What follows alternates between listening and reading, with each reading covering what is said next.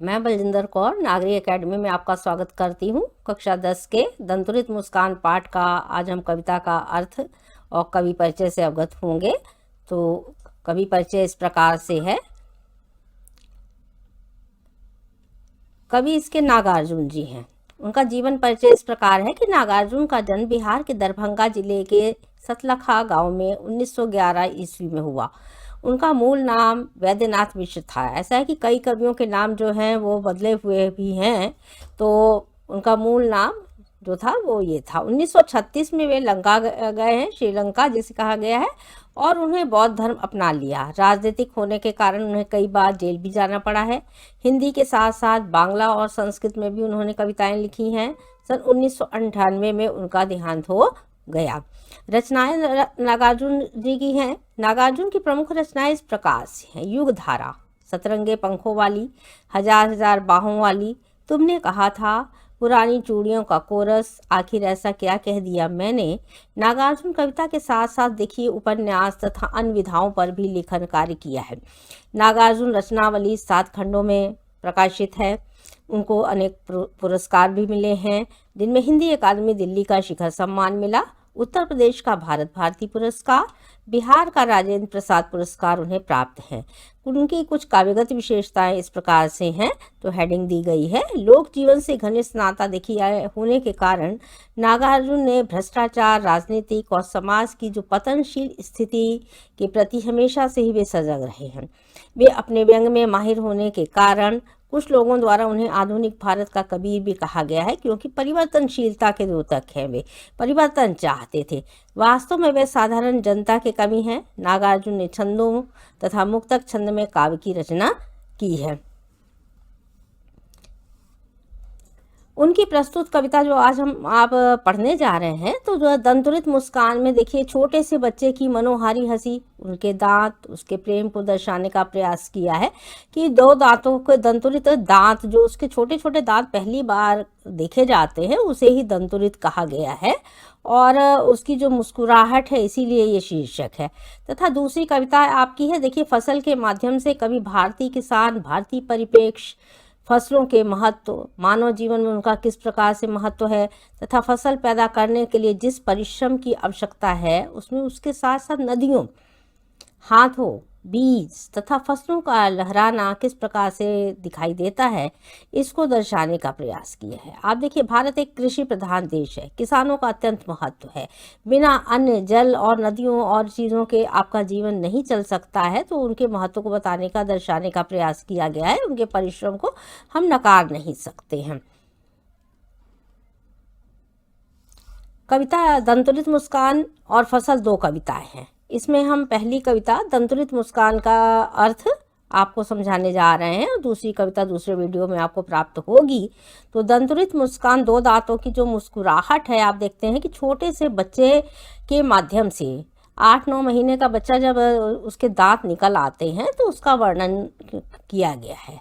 और बच्चा नवजात है, अभी अभी अगर पैदा हुआ है या छोटा सा है, तो उसका किस प्रकार से आप देखते हैं कि उसकी छवि है, इसको कवि ने दर्शाने का प्रयास किया है। तो कविता खड़ी बोली हिंदी में है, जिसको एक्सप्लेन किया जा रहा है। तुम्हारी यह दंतुरित मुस्कान मृतक में भी डाल देगी जान, धूल धूसर से तुम्हारी यह गात, छोड़कर तालाब मेरी झोपड़ी में खिल रहे जलजात, परस पाकर तुम्हारा ही प्राण, पिघल कर जल बन गया होगा कठिन पाषाण, छू गया तुमसे एक झरने, लग पड़े शेफालिका के फूल, बास था कि बबूल। तो यहाँ पर कवि कहते हैं कि तुम्हारी ये जो छोटा बच्चा है, उसकी जो दंतुरित मुस्कान है, वो किस प्रकार की है, वो क्या करती है, मृतक में भी जान डाल देने वाली है। मृतक कौन है? जिनके अंदर कोई आप देखेगा कि वो गतिशीलता नहीं है, जो अपने आप को एकदम निष्क्रिय मान रहे हैं, जिनके अंदर अब आप जीने की तमन्ना नहीं रह जाती है। इस तरह के लोग जो हैं, आप देखेंगे कि उनमें भी वो कहते हैं कि एक चेतना जागृत कर देने वाली है, मृतक में जान डाल देने वाली है। वो व्यक्ति उस बच्चे को देख करके क्या कर देता है, मुस्कुरा देता है। तो ये उसकी मुस्कुराहट बच्चे की मासूमियत जो है, उसको अपनी तरफ आकर्षित कर लेती है। और उस बच्चे के शरीर की बात किस प्रकार से कवि कह रहा है कि ऐसा है, गात बने होता है शरीर, धूल से सना हुआ क्या है उस बच्चे का शरीर है। तो बच्चा चाहे धूल से भी सना होगा, लेकिन उसकी मुस्कुराहट, उसकी जो चीज़ें हैं वो सबको आकर्षित कर लेती हैं, अपनी तरफ खींचती हैं। छोड़कर तालाब मेरी झोपड़ी में खिल रहे जलजात। जलजात कहते हैं, अब जल में उत्पन्न होने वाले कमल के लिए जलजात शब्द का प्रयोग किया गया है, ठीक है। तो कवि को ऐसा लग रहा है कि उसकी जो झोपड़ी, वीरान झोपड़ी थी, उसके बीच में क्या खिल गए हैं, आज कमल का पुष्प यहाँ पर खिल गया है। सारी खुशी उसे वहाँ मिल गई है, वहाँ सारा सौंदर्य उत्पन्न हो गया है, चला आया है। परस पाका तुम्हारा ही प्राण, परस स्पर्श के लिए शब्द है एक तरह से, कि तुम्हारा स्पर्श पा करके, छू करके मुझे अंदर ऐसा लग रहा है कि प्राण चेतना आ गई है। पिघल कर जल बन गया होगा कठिन पाषाण, पाषाण पत्थर की तरह कठोर।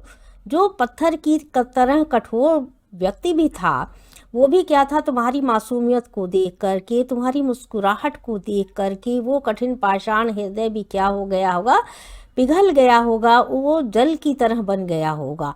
छू गया तुमसे कि झरने लग पड़े शेफालिका के फूल।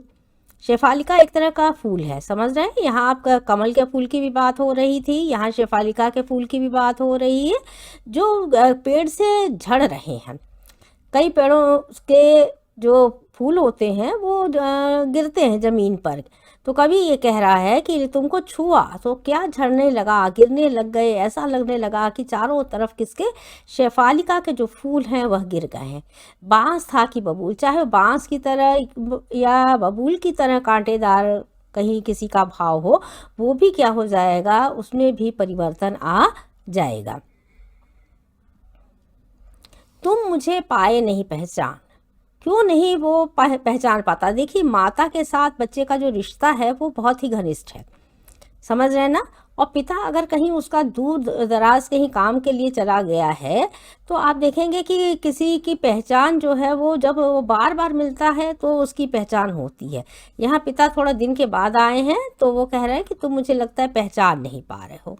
क्या करें अनिमेष, लगातार तुम मुझे क्या है पहचानने की कोशिश कर रहे हो, लगातार देख रहे हो, थक गए हो, तुम इतने छोटे हो, तुम्हारी आंखें मुझे देखते हुए क्या हो जाएंगी, थक जाएंगी।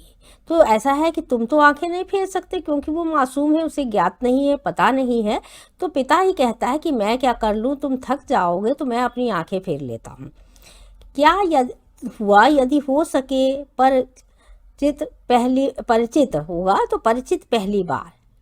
तो ये प्रश्नवाचक चिन्ह लगाए गए हैं। देखिए, ये कोई बात नहीं, हमारा तुम्हारा मिलन, हमारी तुम्हारी पहचान आज लग रहा है अभी पहली बार हुई, अभी हम अभी परिचित होना शुरू हुए हैं। यदि तुम्हारी माँ न माध्यम बनी होती आज, अगर तुम्हारी माँ न को अलग कर दीजिएगा कि अगर तुम्हारी माँ ये माध्यम न बनी होती तो हमारी तुम्हारी पहचान ही ना होती, समझ रहे। तो माँ को कितना विशेष महत्व दिया गया है कि बच्चे का लालन पालन माँ के माध्यम से, उसकी कोख से ही बच्चे की उत्पत्ति है, तो माँ ही उसका माध्यम है जिसके द्वारा क्या है वो उत्पन्न हुआ है। मैं न सकता देख, मैं तुम्हें देख नहीं पाता, मैं न पाता जान, न मैं तुम्हें जान पाता। ये तुम्हारी क्या है दंतुरित मुस्कान जो है वो मैं जो आज देख रहा हूँ उसका जो है वो श्रेय किस प्रकार से दे रहे हैं। धन्य तुम माँ की तुम्हारी धन, बच्चे को भी उतना ही महत्व दिया जा रहा है। तो कहते हैं तुम धन्य हो, और जिसने जन्म दिया है तुम्हारी माँ क्या है वो भी धन्य है।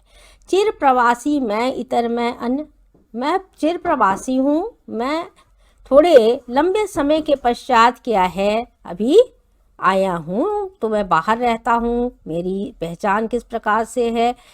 इस अतिथि से प्रिय तुम्हारा क्या रहा संपर्क, मैं कैसा हूँ, मैं एक अतिथि की तरह हूँ, मेहमान की तरह हूँ, जो बाहर आता जाता रहता हूँ, घर से बाहर कार्य करता हूँ। तो मैं मेरा तुम्हारा रिश्ता किस प्रकार का है, बहुत संपर्क है तुम्हारा मेरा। उंगलियां माँ की कराती रही हैं मधुपर्क, मैं नहीं, पिता के माध्यम से नहीं, लेकिन माँ के माध्यम से बच्चे को जो संतुष्टि मिलती है उसके हाथों से, उसकी उंगलियों से, माँ उसको क्या मधुपर्क जो कहते हैं कि वो एक तरह का जैसे शहद है, दही है, चीज़ें हैं जो उंगलियों से उसे चटाई जाती हैं और उसको वो संतुष्टि मिलती है। तो माँ की उंगलियाँ ही उसे मधुपर्क कराती हैं, पिलाती हैं शहद। इत्यादि। देखते तुम इधर कनखी मार क्या करता है, वो पहचानने की कोशिश कर रहा है। बहुत दिनों के पश्चात उसे देखा है। कनखियों से यानी किनारे, आंखों से, तिरछी निगाहों से क्या कर रहा है, वो उन्हें देख रहा है। और होती जबकि आंखें चार, जब हम मेरी और तुम्हारी दोनों की जब आंखें क्या है आपस में मिलती हैं। आंखें चार होना मुहावरे का भी प्रयोग किया गया है, प्रेम से देखने के लिए भी कहा गया है। तब तुम्हारी जो दंतुरित मुस्कान है मुझे कैसी अत्यंत ही छविमान सुंदर लगती है और मैं तुम्हारी तरफ अत्यंत ही आकर्षित हो जाता हूँ। तो काव्यगत विशेषताएं इस प्रकार से। भाषा देखिए खड़ी बोली हिंदी में, इसलिए शब्दों के अर्थ आपने बहुत आसानी से समझ लिए होंगे। तो खड़ी बोली हिंदी है, तत्सम शब्दावली से युक्त भाषा का प्रयोग किया गया है, मुक्तक छंद भी हैं, कनखी मारना, आंखें चार होना जैसे मुहावरों के प्रयोग भी किए गए हैं। उंगलियां माँ की कराती हैं, मधुपर्क में आप देखिएगा कि अनुप्रास अलंकार इत्यादि के भी प्रयोग किए गए हैं। वात्सल्य भाव को दिखाया गया है, माँ पिता और पुत्र का जो भाव है उसकी अभिव्यक्ति अच्छे तरीके से किस प्रकार से। धूलि धूसा तुम्हारी है गात में भी अनुप्रास अलंकार की छवि दिखाई देती है। इस प्रकार से आपने जो है काव्यगत विशेषताएं, कवि का परिचय तथा कविता का के अर्थ को समझा। चैनल को सब्सक्राइब करें, वीडियो को लाइक करें, शेयर करें तथा कमेंट लिखते रहा करें। धन्यवाद।